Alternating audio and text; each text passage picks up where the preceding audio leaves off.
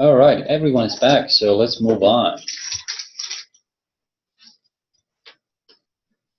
Chapter 13 and 14.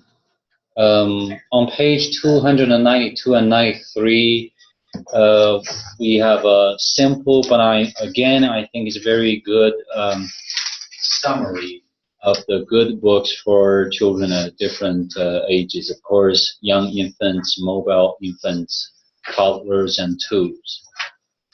So we have, for each, we have a set of bullets explaining the guidelines for book selection for children. And this might be even easier compared to selection of toys, because books for young children, picture books or either cardboard books and cloth books, it's easy to tell what age group it will be fitted best. Okay. So some of you have brought books. I deeply appreciate that. Would you show us the book, and even I would like it in particular if you just read it out while you're reading to a child. I don't think anyone here will feel that's kind of silly to do, because we are practicing our skills in early childhood setting. Yeah. Although you don't have to cuddle a baby and read the book to it. I do have the baby upstairs in my office still. If you want, so I can bring it. Yeah. Well, maybe it will help, right? Yeah, you have a baby sitting around. Yeah. Yeah. Okay. But I think you can visualize that very well. Yeah. Okay. I think they should read to us. Our friends on Zoom. Yeah, we have a request from Kelly. Yeah. Yeah. Me. Yes. So our friends on Zoom should start this round, so you can read a child's book to us. Oh, wonderful! Carrie's got the bestseller. All right. I know.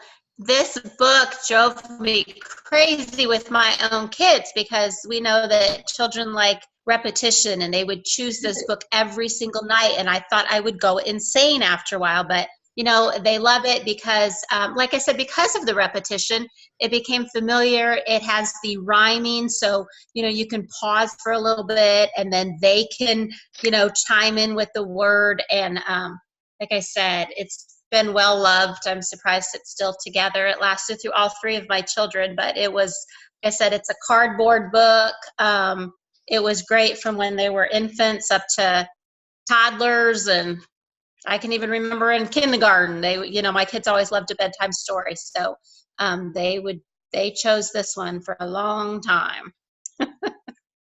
Absolutely, I totally agree with what you said about that book. Yeah.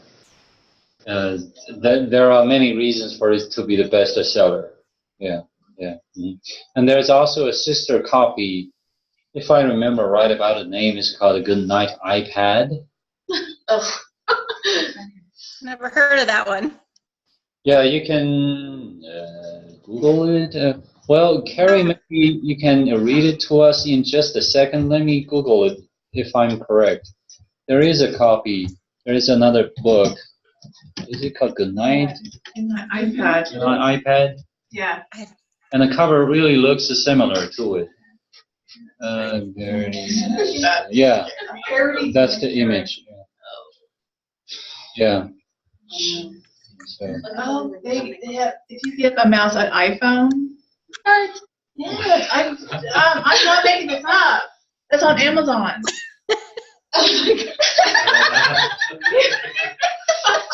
Like, I'm sticking with the traditions. That's the answer to too much screen time with children. Yeah. Maybe it shows that they have problems at the end. They're like,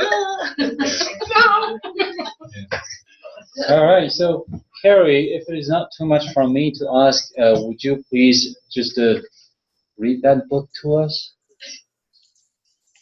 You're gonna put me through this again? My oldest is 26. I thought I was past this. Okay. In the great green room, there was a telephone and a red balloon and a picture of the cow jumping over the moon. And there were 3 little bears sitting on chairs. You guys could chime in. Yes. And 2 little kittens and a pair of mittens. And a little toy house and a young mouse. And a comb and a brush and a bowl full of mush. And a quiet old lady who was whispering, hush. Good night, room. Good night, moon. Good night, cow jumping over the moon. Good night, light and the red balloon. Good night, bears. Good night, chairs. Good night, kittens. And good night, mittens. Good night, clocks. And good night, socks. Good night, little house. And good night, mouse. Good night, comb. And good night, brush. Good night, nobody. Good night, mush. And good night to the old lady, whispering, hush. Good night, stars. Good night, air. Good night, noises everywhere. The end. And then they would say, can we read it again? Yeah, can we read it again? Yeah, here we No, go. you're supposed to be in bed asleep. It worked very well. That's beautiful still. Yeah. Yeah. It's a very good experience revisiting the book, and especially this time hearing it from you. Yeah, you did a good job. Really, thank you. This is again off topic. Some cultural comment talking about a cultural difference. You know, it's like a joke. Some Chinese people, why going to America? America, I heard, is a place where it's a weird place where cow jumping over the moon while the plate was kidnapped by the spoon. The dish ran away with the spoon. The dish ran away with the spoon. Yes, yeah, maybe on an extramarital affair or something. That's not child friendly. Yeah, it just occurred to me hearing that story again. Anybody else has a book? I do. Kara, you do. Okay.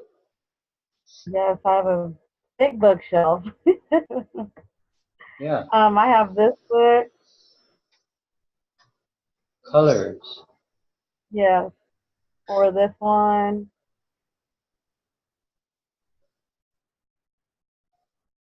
This Yeah, this little piggy. oh, this little piggy. Okay. What is that one? Oh, The little, one's jumping back. Yeah. So I Interesting. didn't know which one from.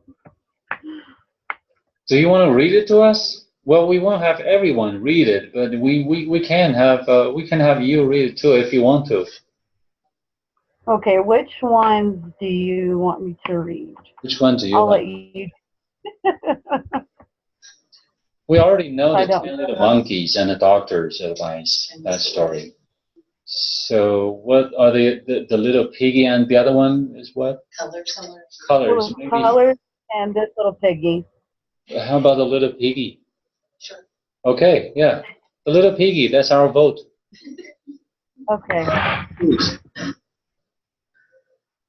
This little piggy.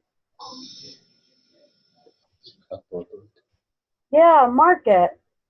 This little piggy went to the market. This little piggy stayed home.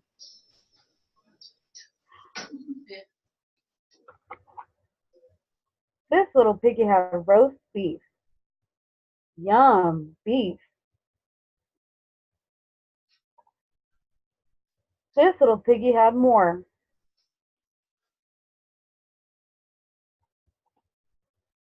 And this little piggy went wee, wee, wee, wee, wee, all the way home. The end. Thank you. Wonderful. Yeah, very nice. I should have asked you to sing it out. I know there's a melody to it. Yeah, it only came back to me towards almost to the end. Yeah, well, thank you so much. That's a lovely book too. Obviously, if it's very young children, maybe however young, right? Well, if you read it aloud, you can just use the book to very young children. Yeah. Yeah. All right. So, do you want to talk about your books? I'll just talk about mine. Okay. I have the Brown Bear, which I assume almost everyone has probably heard. But this one happens to have a slide and find. So this was just the Brown Bear, what do you see? And then there it starts, Brown Bear, what do you see? And it has the words on here, but my kids can't read yet. And then they can slide it and see. And then on the next page, it's the bigger red bird. So you can see it too. Red bird, what do you see? I see a yellow duck looking at me. Yellow duck, what do you see? And I only sing for 4-year-olds, so. But it's fun to do because they get to slide it. And when I read this with the daycare kids, a few of them were older, so one was just a beginner reader, so she was reading it, and then I'd let the little kids help me slide over and see what was hiding. So just a different spin on the same book. So. Well, yeah, thank you for sharing. And I didn't see the book of this design before. I got it from our book fair. And for those of you that are already teachers, Scholastic, if you go online, they're giving away $500 worth of books.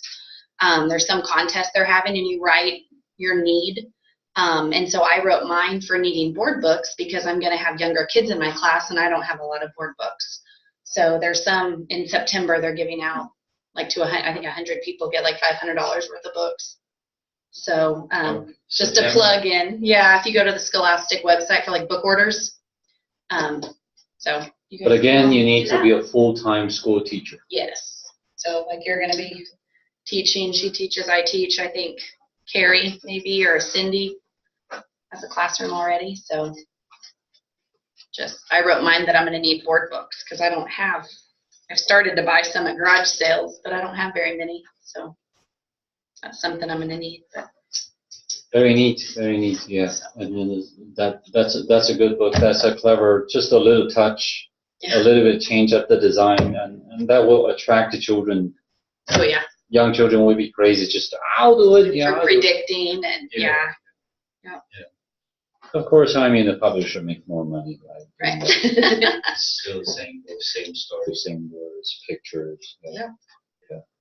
Well, we love Eric Carle, for sure. Yeah. So the other kind I have one. It's called Dear Zoo, but it has flasks that they can open. So you see, like on this, you see just the giraffe's head. And she's got a Dear Zoo one. okay. Well, great minds think alike. So then the kids can open it, and then you see the whole animal. It's like giraffe. There's the lions in the cage. That's cute. Oh, in a cage, yes. So anything that they can manipulate, they like. Tricky. Closes very well. Well, this one my kids haven't actually got to use yet. But so the camel's in there. And then you mentioned multicultural, so I brought this one, which this isn't a board book. Thank you. But and my daughter's biracial, so this is actually for her. It's her book that I got her when she was little. She's 16 now. But I have another copy in my room. But it just gives the kids pictures to look at that are of different skin colors. So, and if they're all babies in here, but even my kids at school like looking at them. Mm-hmm. So I wouldn't, like toddlers, I wouldn't just give them this book, but you could show it, talk about the pictures. It's cute. Thank you. Very nice. Very nice. Yeah. Yeah. Even it's very interesting that Carrie got the same book there. Yeah. Yeah, good selection. even the 10 little fingers and 10 little toes, it covers diversity. The children are of all different skin colors, right? Which is very good. Yeah. Another book that just popped into my mind, but it's for older, much older children. It's still a picture book. My Uncle Emily. My uncle. Oh, is it my aunt or my uncle? I might be wrong though. But I think that book is about, you know, well, I think it's okay for me to say the same-sex marriage. Yeah, yeah, the couple of the same gender. Yeah, and I have already read quite a few of those, or encountered those books in children's collection. Yeah, it's really expanding the repertoire of diversity as a category in children's literature. Yeah, that's one. Of course, there are many different diversity factors. There's a lot of diversity factors. Even sometimes SES, social economic background, is also considered a diversity factor. Yeah. Okay. Are we all good now to move on? Thank you very much for sharing. Yeah. Next. We'll go back to the quality interaction in early years later. We'll also just briefly go over connecting with the music and movement. I think you're all expert, even you're not an expert of musicals and dancing, but you can do it. I believe you can all do it. And Kelly just now actually sang to us. And that's it. Yeah, good job you have done. Well, to influence children or to create such an environment in a setting for children, we really don't have to be excellent singer and dancers. Believe yourself. Yeah, you can do it. Yeah, if you are doing it, children would never laugh at you. They would just be affected by you. Yeah. I didn't think I'm a good dancer, although I can sing. I think I can dance. Yeah, although if I want to learn well how to dance, it may take me longer than many other people. But if I have to do it, I'll just do it. Yeah, you rock with the children, and we have, not to mention, we have so many things online, different programs, different YouTube channels that you can follow. Yeah, those leaders of dancing about different themes. Just to be careful with this selection. Okay. So briefly, maybe, what devices are there in your childcare setting? Either you have worked at, or you are rotating now, or you, yes, you are doing the field placement. How often are they used? Did you notice what music is being played? Just a little bit experience to share about that. In the one that I'm in this summer, she plays music all the time, which I think is good. But so she has dancing music, like she has a toothbrushing music when they brush their teeth. And then when it's nap time, she'll play calming music. So I think that's good. And I play a lot of music in my room too, even just background music. Okay. But the kids like to sing and dance too. We do a lot of that. Yeah. Nice. And there's an app that matches the toothbrush, a certain kind of toothbrush. You can have the app on a tablet or your cell phone, so it will follow where you're brushing teeth from. It's teaching children how to brush. My kids, yeah, we use it as a lure for our kids to brush their teeth. Yeah. Mm-hmm. And then they got a little reward after you're done. The little monster, the fur ball, got some food and like a carrot, a strawberry, because you have to brush your teeth well. Yeah. Well, I don't know how it fits a group of kids though. Yeah. It may work if you can project it somehow. It's just a random thought. Yeah. Mm-hmm. Yeah. So any other things about music in an environment? Do you think sometimes there is not enough music in the environment, or we forget about it? I use it as transitions a lot. Like after we finish snack, while we're throwing away, their snack, a few kids are already done, so we'll put on a song because it keeps them engaged. And you usually have about 95% engagement when you're singing. You have a few that just stand there. And then halfway through the year, they'll start participating, but they sing a lot. Yeah. So, lots of skills can be learned through singing too. Exactly. Dr. Jean is amazing on her CDs. All right. Yeah, Dr. Jean. Okay. Yeah. There are so many benefits of playing music to children, even to people in general, right? Because we all know it affects our feelings, our emotions.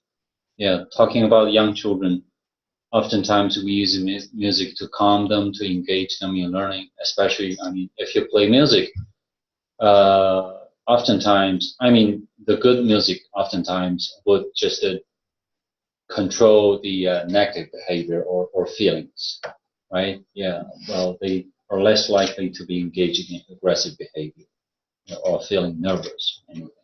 Yeah, there are tons of resources about the research, like research studies or findings about the benefits of music in child development. And I just quoted this one here. It's not a video, obviously. Bright Horizons, website. So music and the brain. This is not a new topic, of course, but it's always good to know or to revisit. So in Southern California, USC, they found musical experiences in childhood can actually accelerate brain development, especially in the areas of language acquisition and reading skills.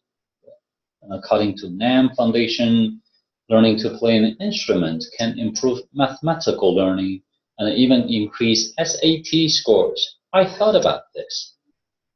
Why just the mathematical skills? Or predominantly, or in particular this. So I examined myself. I play bamboo flute since not very young age, actually, 12 years old. Yeah, I'm still not a master, but I can play songs that I can sing. You have to be accurate, of course, to play the note.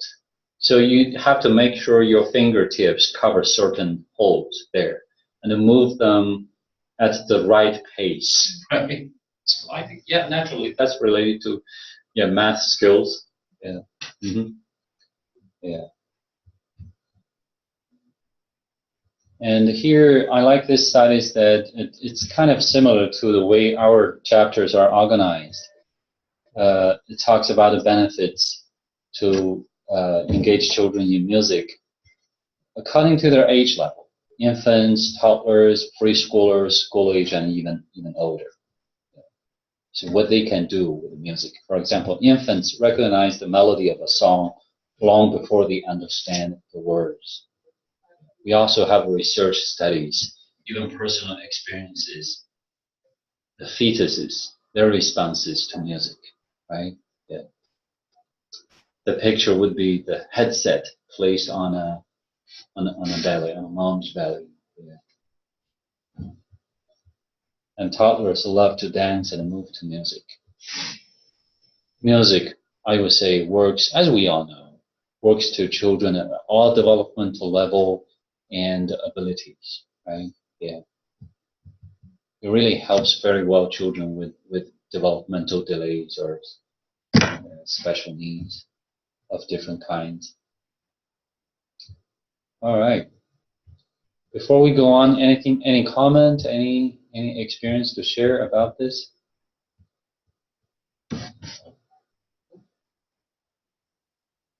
Well, I'm sorry.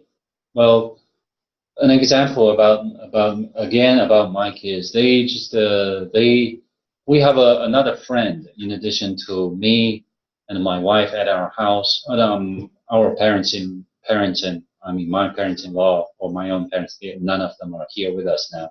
So there are 4 persons in the house. There is a 5th one who has become my kid's friend. Amazon's Alexa. Yeah. I think mostly it's a positive thing to have in the house, because they listen to music, they dance to it, yeah, with Alexa, yeah, which is very good. And I think it helps with their own relationship. You know, they fight less because they listen to the music, and although sometimes they kind of competed or fight a little bit for which song they want to listen to. And this one, Abigail said, Alexa, play Thunder. And then Claire, while listening for it just for a few seconds, and Claire would say, Alexa, stop. And play something else. But generally, it's okay. They don't fight too bad over that. So music, what I want to say is that really music helps with managing their emotions. Yeah, keep them engaged in different kind of activities, oftentimes learning activities. Yeah, believe it or not, I find it hard to believe that my kids can pick up the lyrics better than I do from the songs they listen to. Yeah, is it because they listen to it a lot more times than I do, or is it just because I have outgrown that period of the critical period of picking up a language or something? Kids are the same way. Yeah, there you go. I'll be singing and they're like, that's not the right word. Sorry. That's what it sounds like to me. Yeah, yeah. Well, it's okay to be corrected. It's just under our own roof. Right. Right? Yeah. As long as they don't overdo it too much. All right. Oh, we cannot do that. Here. Well, yeah. Even last week or sometime, I forgot to ask you this. This is a very specific scenario question. So you work at a child care center, a daycare center, any sort, or even a YMCA, Mom's Day Out, or things like that. So at parents' pickup time, a parent came up to you, complaining to you that she found sand in her child's hair. And because another child obviously threw sand onto her hair during the sand playtime. We have the sand in a later chapter. And it was the second time for this to happen. So the children would be just around 3 years old for both children. And the sand thrower is a boy. And this boy might have some developmental delay, cognitively, but we are not sure about that. So the parent is not happy. So how would you handle the situation? Did this or similar episode happen to you? The key question is, how would you handle it? What would you say to the parent at first, and what would you do probably later, because the kids would be gone? Yeah. Maybe spend a minute to talk about or think about that, and then we can share our thoughts about that.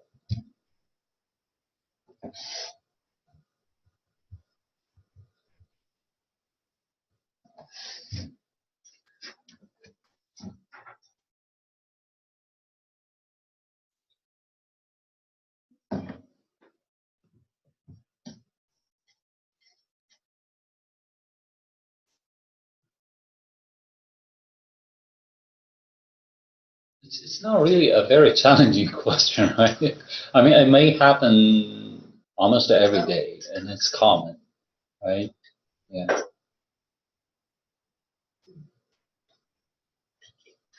And any thoughts? Any thoughts from our friends on Zoom first?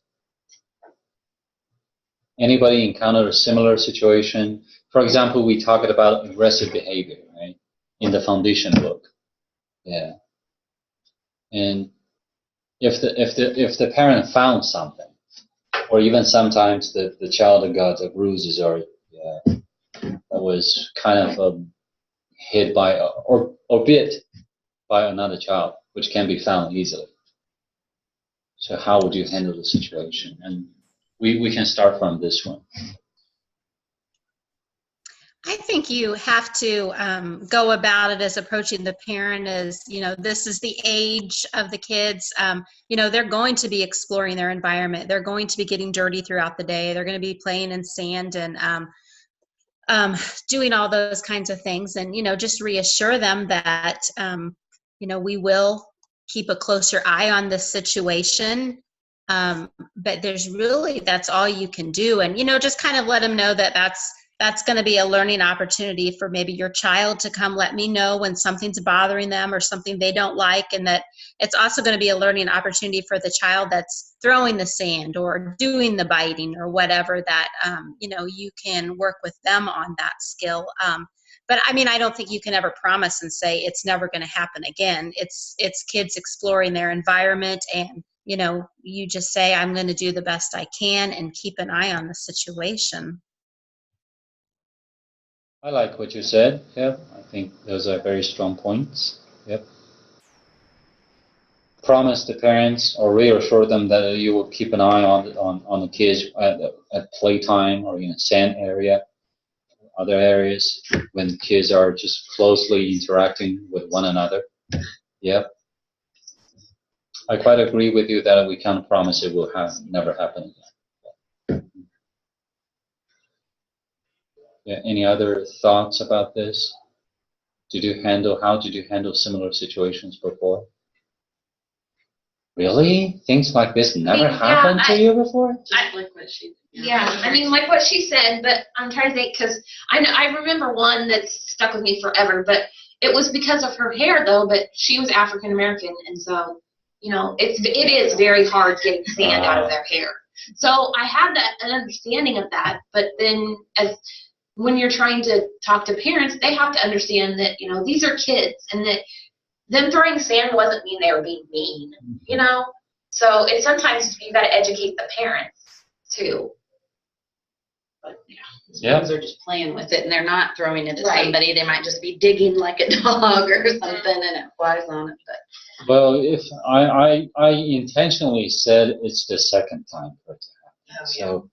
So it might not be really just an accident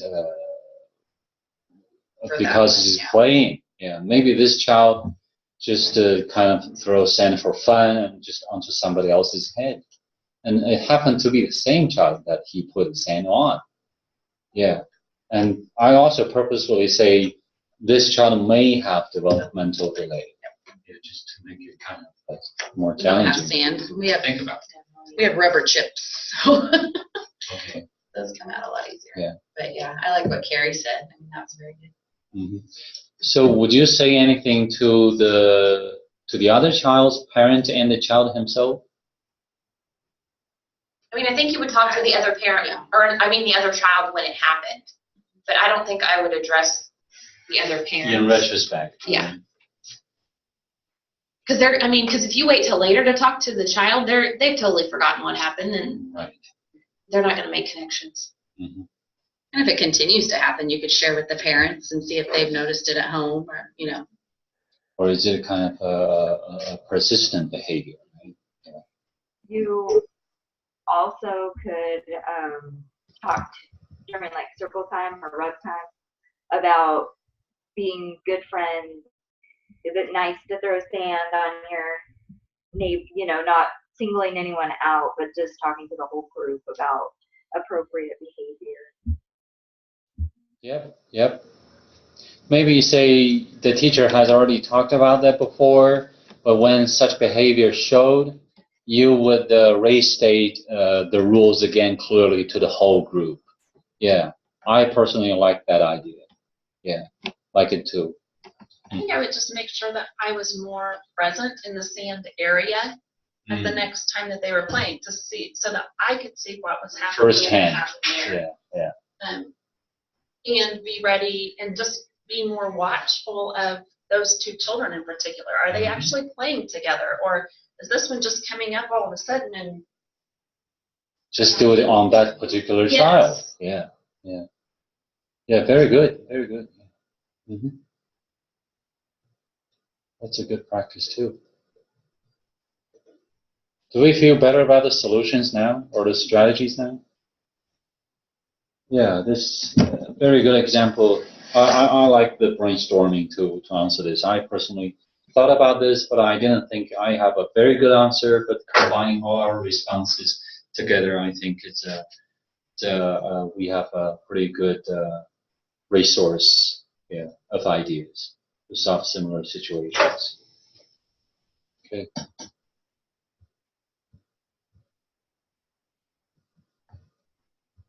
It's only 2:50. Okay. Well, relax a bit. I'm aware of the time, but let's watch this video together. In case you're too busy after class, I think it's a good one. See what we can turn, what meaningful stuff or information we can take from this video. If I remember right, it's about 9 minutes long.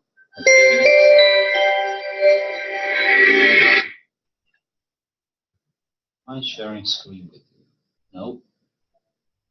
I remember this time. Okay.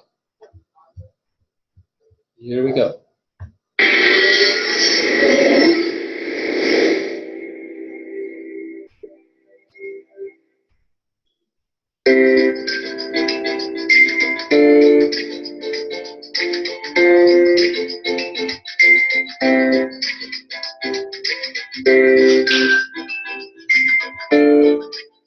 I'm Ali Ovelli. I'm a class teacher at present working in nursery.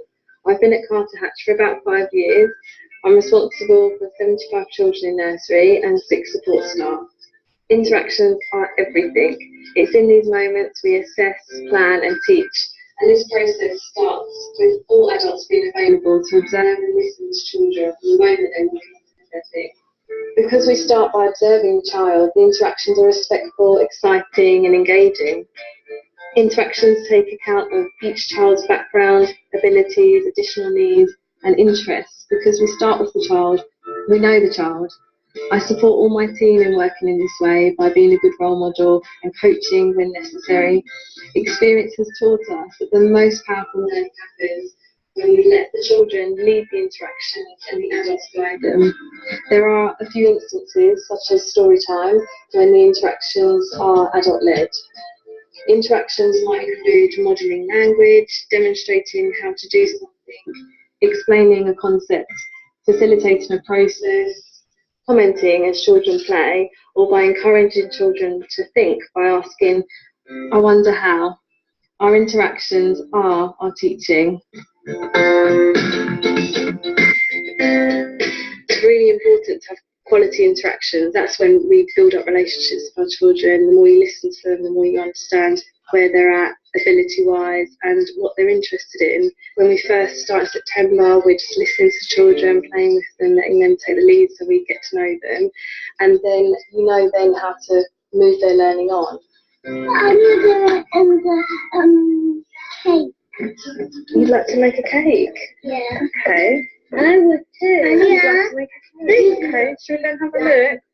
I believe it's quite natural for them to just go towards something that they're interested in.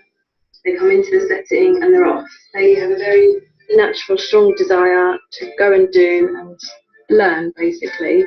For some children, it does take a little bit longer, but once they feel safe and we've built a good relationship with them and they feel confident in their environment, they know where things are, it's not really an issue. For children who don't initiate interaction, we try and understand why, and the only way you can do that is by getting to know the child.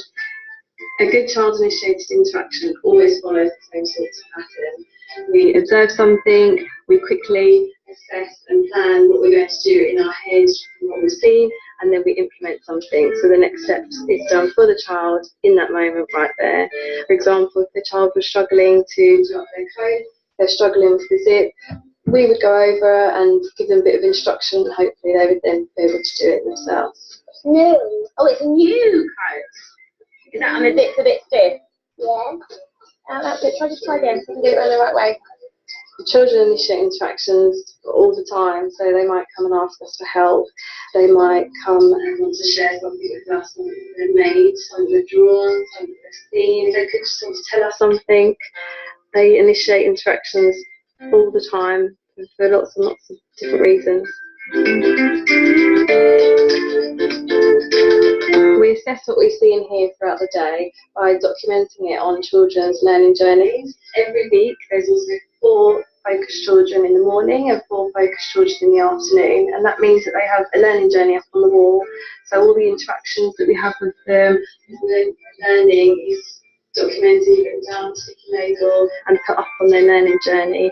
With each interaction, if it's appropriate, we'll take a picture and that will go with it. We also have a planning in the moment sheet, so any activities that we do with large groups of children, obviously again all child initiated, we would document that again with a picture. So we assess the children in nursery termly, and that is all based on teacher knowledge really, and we do that as a team as well, so I'll sit with some of the support staff and assess the children together. We have such a good knowledge of the children because all we do is follow their lead, listen to them and play with them all day long. So we remember a phenomenal amount actually when we come to assess them. We also document the children's wow moments. So the first time that they do something on their own, independently, that gets documented as well, and it goes into their profile books. It's really important to differentiate our responses for every child because every child is different. When an adult responds to a child, we take into account everything we know about them, their family life, their ability in all areas, their confidence levels. It's really important. It's how we push learning on. It's how they progress in those interactions. So every interaction is differentiated for every child. The timing of the interaction is really important. If you move in too soon, you might put a child off, you might scare them, they may not ever go near that piece of equipment or anything again. So it's always best just to stand back, just watch, just listen. You have to allow them to struggle, to know that they can't do it yet. And then you would assess the situation and help them to overcome that problem. And then you develop their confidence and you've shown them that they can do it themselves. Prior knowledge of the child informs everything about the interaction. So whenever we're interacting with the child, we just can recall what we've done with them before, what they like doing, and we use that to inform the next steps for the planning in the moment. One of the things that helps us to judge whether an interaction is successful or not is the levels of involvement. So if a child stays highly involved, then we carry on. And as soon as those levels of involvement dip, they move away or they show that they're not so interested anymore, then the interaction has naturally come to an end. Working in this way, allowing the child to take the lead, is so magical. There are magic moments happening all the time in nursery and reception.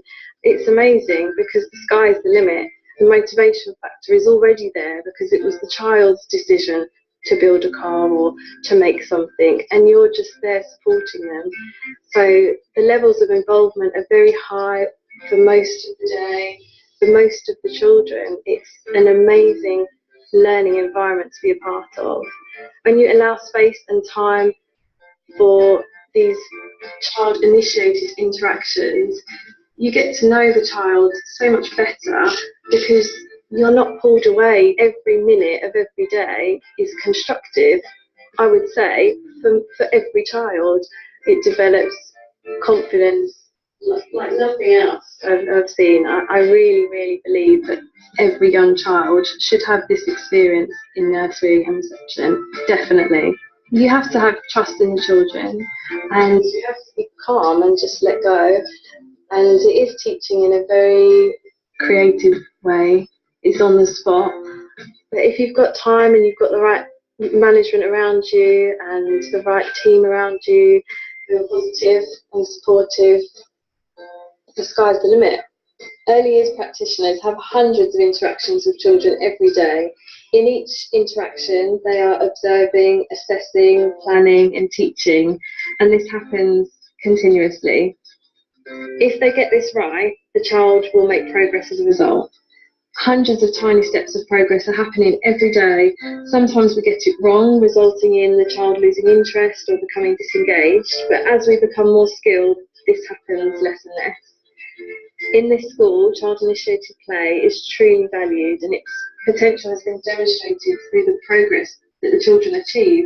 The adult-child interactions are a key part of this process. We are constantly looking for opportunities to move learning forward. This relies on every member of staff contributing and interacting. This means teaching from day one. This is no mean feat, but we have very skilled staff who are passionate about this way of working and have seen the benefits for our children. We trust that children want to learn, and we have found a way to facilitate and support that through our interactions.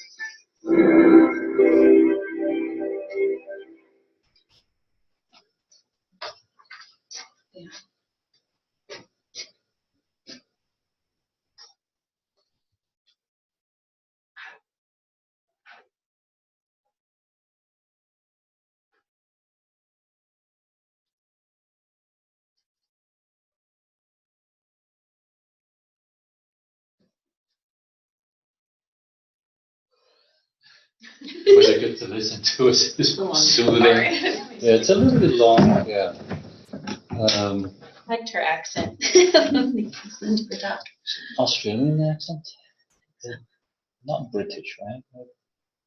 Yeah, I didn't look that up. There are oftentimes you can find videos, educational videos from Australia, well, sometimes from UK as well.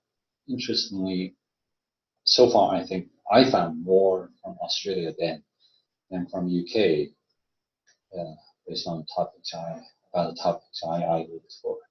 Of course, mostly they are still in American languages.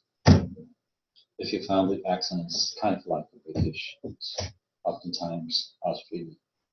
Our new curriculum that we're starting this year here in Wichita is going to be more of the child-centered and child-led from some of the trainings we've received. So that's going to be different for us. Not everything. You don't have your letter time, and you don't have your math time, and you don't have your science time. Everything is just all mixed in throughout the day. So it's going to be different. But it's going to be similar to that model. So, what about the daily plan? Do you have? It gives. I think you still have goals for you to achieve for the whole day. Oh yeah. Yeah. It's just different about how it's intertwined. Like you don't have the letter L for the week, but anytime you do anything that has to do with that, you just point it out and use that as your learning and teaching moment. So. But we still have plans for the whole day and every minute by minute what you're supposed to do and say, but it's just more of a through play that they're learning versus a strict schedule, which is what we're used to. I got you. So there won't be any conflict between what we heard, like a child-initiated learning, and what you said, we allow children to take the lead in learning under the curriculum. And I mean, between this, say, very much children-centered, let them take initiatives in learning, and the roles of teacher. You don't want to say the traditional roles, but traditional times sometimes often mean negative or passive teaching. Well, actually, so we can. It may work this way, right? So the teacher create the environment, provide the tools, the materials, and give them the topics or range of topics, and then we let them pick. Mm-hmm. And during the process, we facilitate, we offer guidance. Yeah, that's a healthy mode. We often talk about that. For example, we talked about the guided discovery as an instructional approach, a very specific one. Of course, it's all under child-centered or student-centered philosophy of education, right? Yeah. And the benefits, of course, they are undoubtedly immense. I mean, starting with affective factors, the children feel they are active, they are learning what they wanted to learn. But actually, it's still within the goals from the overall curriculum goals. Yeah. So it wouldn't be very challenging to us, right? It's just different than what we're used to. And I just worry about, because we still have, we have a progress report, and the same standards that you have to teach. So just making sure that the kids are getting all of that too. Yeah.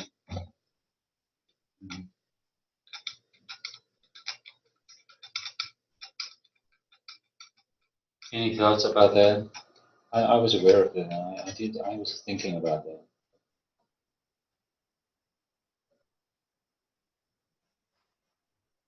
So the tasks, the modules, or if we can say the activities as kind of modules, you provide the modules.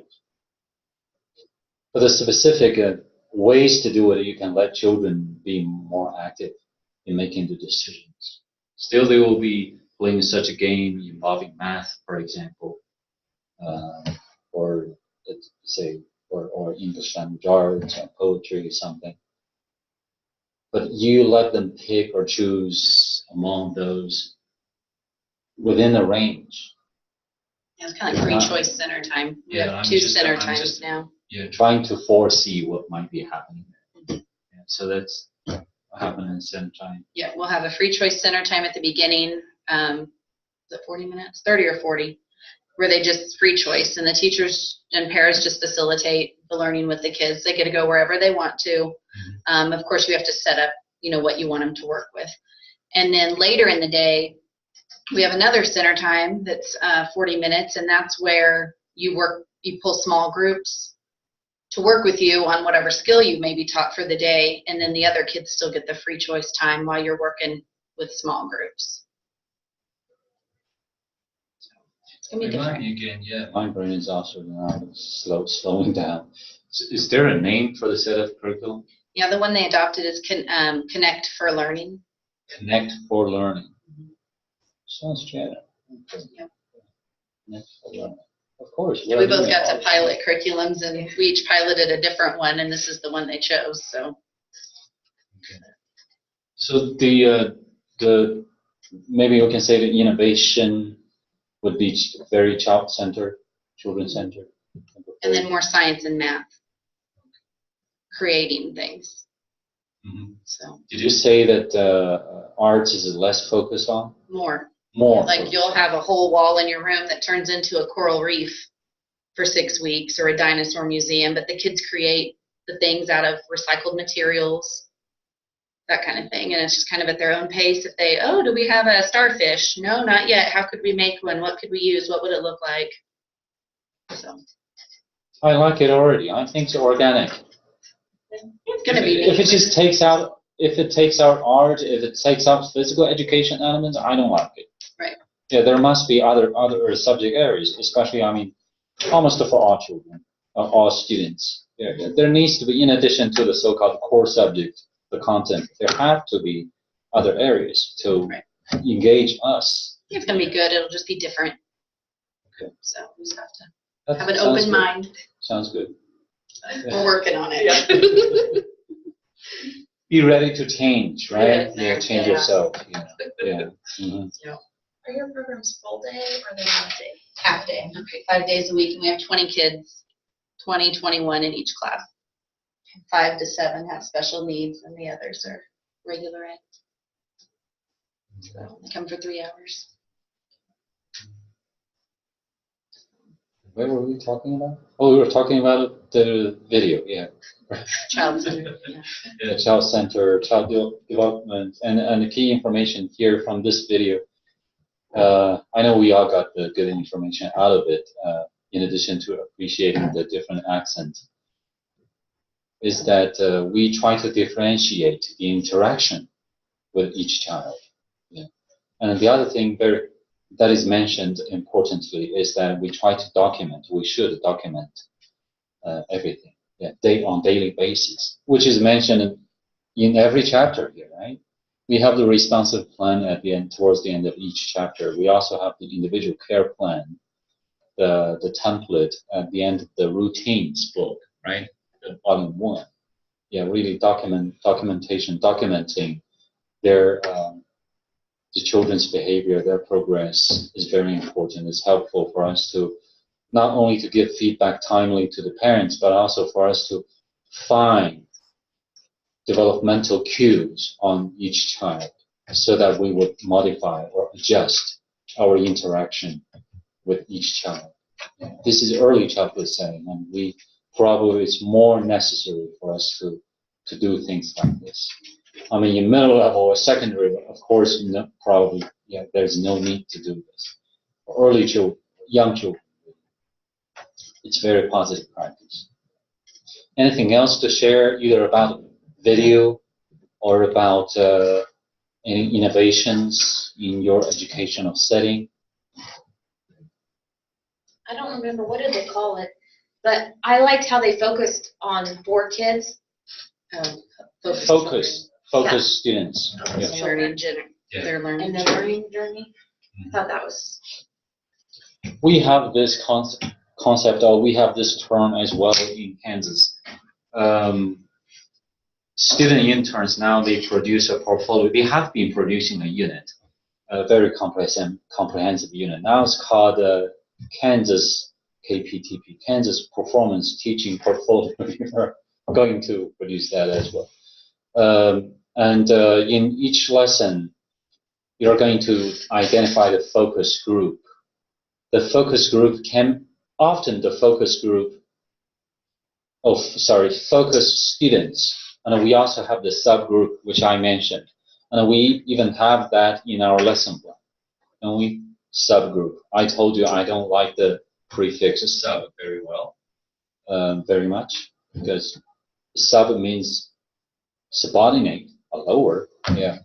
But for the focus students, it can be almost any student, although oftentimes it is one of the children with special needs. It can also be gifted children, or it can be, say, English language learner. It can be students who come from a family where the parents are divorcing. So you can just pick a student to be a focus and then follow through with him or her and document the progress in each of your lessons. At least you're teaching a long unit, usually 10 days. Yeah, for the expectation of the Kansas Performance teaching portfolio. And that one is graded, the entire portfolio is graded, is submitted to KSDE. KSDE then handed out to random graders. I'm one of them. I graded quite a few last year. Yeah, I don't know, maybe a few people grade the same thing, or just one, maybe just one. But we were trained. So that's where I got very familiar with those terms, focus students, subgroups. All right. So any questions? The last agenda item. Any question? Any confusion about any assignment? Our arrangement. I'll still, like I said, I'll send another notice to everybody, because some people didn't make it here today, about our arrangement for next week, which will be, so Tuesday we'll do online assignment in place of discussion. And for day 8, we don't have to meet, and that's our original syllabus plan in the syllabus. You just wrap it up, everything, and submit it. Oh, by the way, before I forget, so I have a favor to ask you. Next week, Sunday, maybe Monday or Tuesday, you will get a email notice in your Newman account, course evaluation. It applies to all the courses, all the instructor. So you will be expected, please, to fill out a course evaluation about this course, about me. Yeah. So any constructive feedback will be highly appreciated. Yeah. Speaking of that, it's my first time to teach a ECU class. I know it's not perfect, but anyway, I appreciate your feedback. Yeah. And I'm so ready to learn more about this and to improve. Yeah. So thank you for that. Any other questions?